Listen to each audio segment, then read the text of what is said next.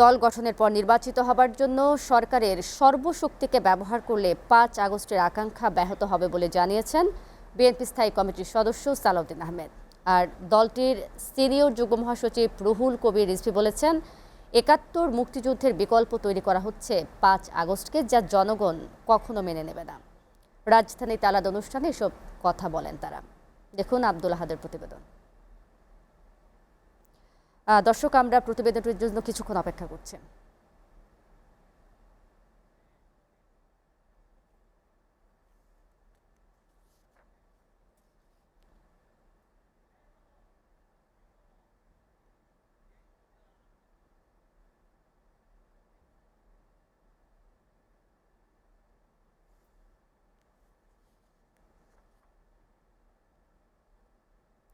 আমরা একটু অপেক্ষা করছি দর্শক।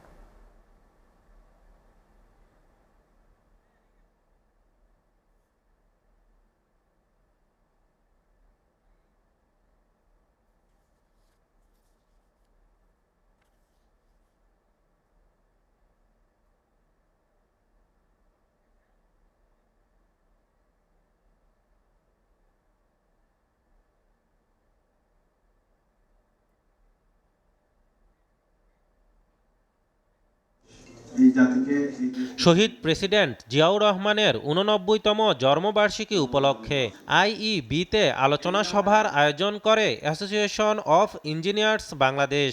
অনুষ্ঠানে প্রধান অতিথি বিএনপির সিনিয়র যুগ্ম মহাসচিব অ্যাডভোকেট রুহুল কবির রিজভী দাবি করেন, ছাত্র জনতা হত্যাকারী আওয়ামী লীগ নেতারা কারাগারে সুযোগ সুবিধা পাচ্ছে। আর জেলখানায় যে কজন ধরা পড়েছে, এখন এক দরবেশ আছেন, উনি মাঝে মাঝেই ঝাড়ফুঁক দিচ্ছেন, জেলখানা থেকেই ঝাড়ফুঁক পাঠাচ্ছে যে এত শ্রমিক নেমে গেলেই তো হয়। আমি জানি না তাদের আইনি প্রক্রিয়া কিভাবে চলছে।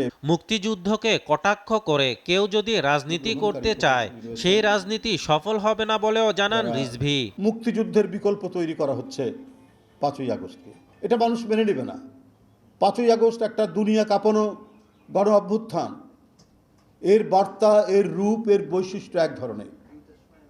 আর ৭১-এর মুক্তিযুদ্ধ আরও বড় ক্যানভাসে ৩০ লক্ষ মানুষের আত্মদান, ওইটাকে ছোট করে এটাকে বড় করলে পরে এটা কোনো লাভ হবে না।